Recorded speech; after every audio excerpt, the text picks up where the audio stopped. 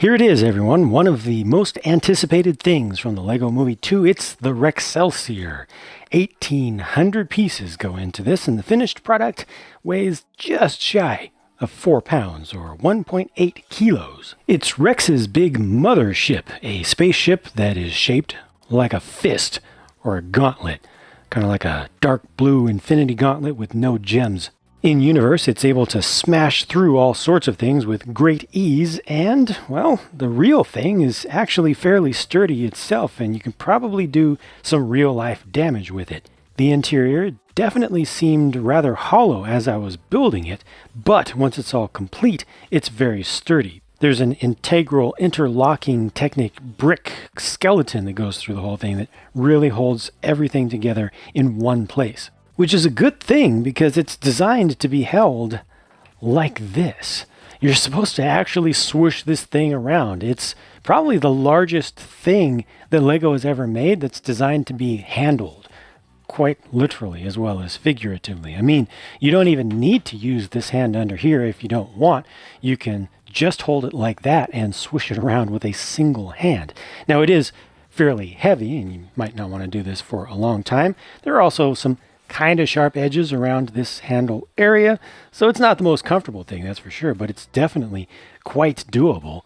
It's not quite the same, though, as wearing a gauntlet. I wish there was an easy way, and there definitely isn't with all the Technic stuff going through the center, but I wish there was an easy way to remove a lot of that center stuff and to move the handle position closer to the middle of the ship. It would just be really cool if the main grip was somewhere around here inside of the body in the center so that the whole thing could really operate as an extension of your own fist.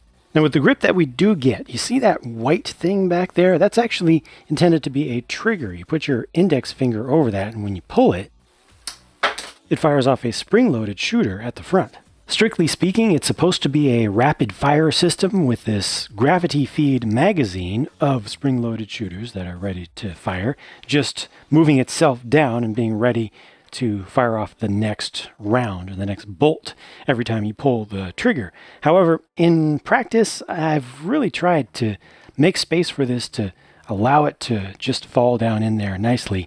It just has too much friction from side to side, and it easily gets into a canted position, a little bit off, where it just doesn't want to fall. So you may need to put a hand up there and just push this down as you pull the trigger to be able to go through all of those. Also, depending upon manufacturing tolerances in some parts, you may not have this problem at all. But with the parts that I got with this set, yep, gets stuck, and there was no way to properly fix it. I tried for like a half an hour.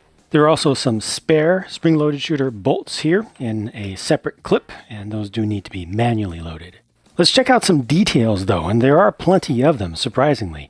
This little bridge tower looks like just a bridge tower, right? A little small-scale build, but it opens up, and look at that. They have nanofig versions of both Emmett and Rex, with space for both in there, even when it's closed. Not only that, but you can remove all of this and all of this to expose even more nano-scale interior. This is the main command deck here with some consoles and panels and little nano-scale seats suggested with 1x1 panels. As you move back, you get into the skate park, which has a couple of nano-scale skateboards represented by blue-colored roller skates. And they also have a spot for some water cooler discussion. In spite of the design focus on strength, there actually is some interior detail in the main hull as well. This is just an opening hangar door, but you can bring down this entire side to see a lot of detail in there. And this is all too small for my finger, so I'll use the arrow. We got a couple of spots to hold on to these micro-scale or nano-scale builds.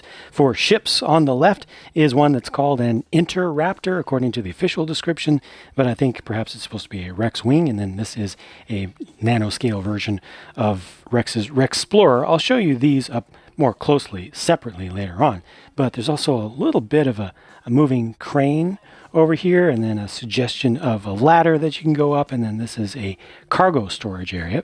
And then on the lowermost level is a rec room with a pool table or a snooker table there, and a whole row of micro or nanoscale arcade cabinets along the back, as well as, of course, a vending machine.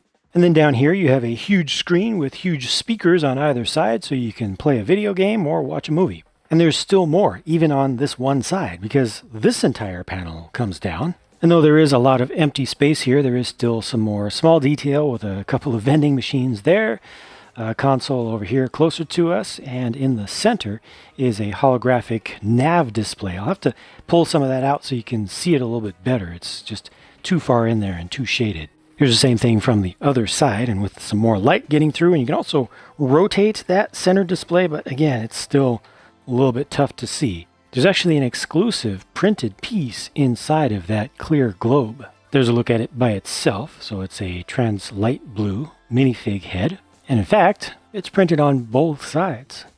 And then finally on this side of the fist is another hanger bay, and here you actually have to get your fingers in there and pull the thing out, or just take the entire ship and just lean it over to the side. This is Emmett's rescue rocket. Again, I'll show you that more closely, but you can also put one of the other ships in there, one of Rex's own.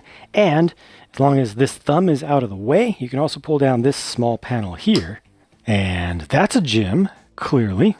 And it even has its own indoor rock climbing wall. I forget if this room had a specific movie connection to it, but you can see there's just a platform there where you can put a nano figure or a small raptor and have them listening to some very, very loud music.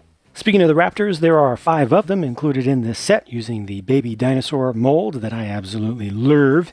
You get 2 variants here. So the dark blue ones on the left have the blue paint or the blue print on them for the eye, each one's left eye, and then you get these gunmetal gray ones, which I believe are going to remain exclusive to this set, and they have the lime green markings on them, and that includes the marking on their left eyes. For tiny scale builds, we get 2 of these fighters, and they have the different color scheme on either side, so just the one slash of the lime green going through.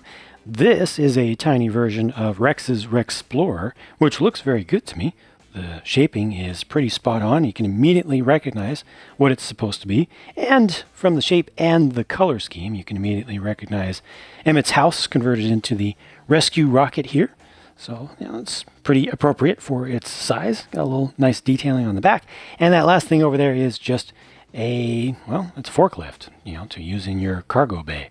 Here's a closer look at the nano-fig versions of Emmett and Rex, and these have a tremendous amount of detail for how small they are. I definitely could not have asked for more at this scale. They are immediately recognizable. I think they have even more detail than they really needed here.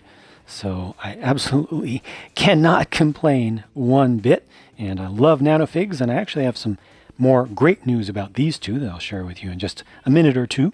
First, though, the minifigure versions of those 2 characters. On the left is Stubble Trouble Emmett, as he's trying to make himself more cool and to seem more mature like Rex, and he's kind of transforming himself into Rex, or trying to, and he's got the exact same vest there. It's actually the exact same piece with the dark blue and the same printing on it, but at least his legs are his normal ones. And around the back, you can again see the same printing. And you can also see that there's a little bit of additional printing for a secondary face for this version of Emmett. And that's where he has tried to wipe off the stubble that he has drawn onto his face. And you also get an angry, very seriously angry, not comically angry, but seriously angry version of a face for Rex.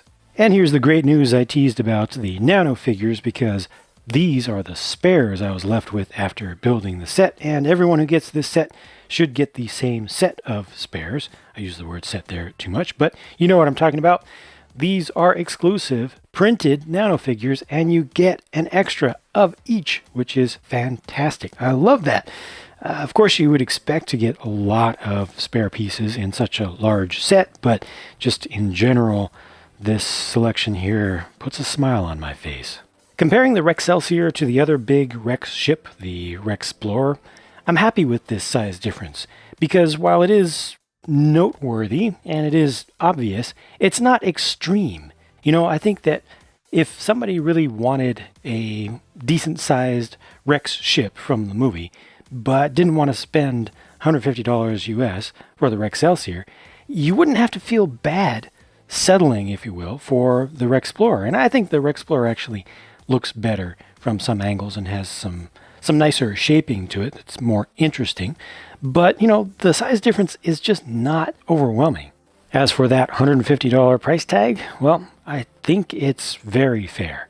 For 1,800 pieces, not all of them being small by any means, and some of them being rather large, and for the amount of content that you get here, the amount of stuff that is here, the overall size of the thing, how sturdy it is, how good the build is, all the little nano-scale stuff, this is good. I think it's good for your money. I feel like you get more stuff here with this set for that price than you do with many other sets of this price for other large single builds and spaceships from other themes.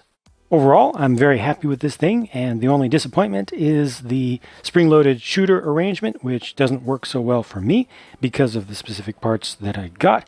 If you get one of these and it works for you, excellent. It's because of differences in the parts and not because I built anything wrong, I assure you. If you want to see the full build of this, all 4 hours of it, you have two options. One is to watch it in real time. If you want to just throw it on in the background, I have distilled down just the sounds of the clicking together of individual pieces. No music and no speeding up or anything, and I tried to be careful with the process, so hopefully it'll be a relaxing watch for folks who want that sort of content. If you want to really sit down and watch the build, but you don't have 4 hours, I've got a roughly half-hour version, which I think is a decent length for the size of this thing. It doesn't speed it up too much, and that version has some hopefully relaxing music to go with it. I will link to both versions of the build on screen in just a moment, so check out one of those if you want to. Thank you very much for watching this review. I will talk to you again very soon.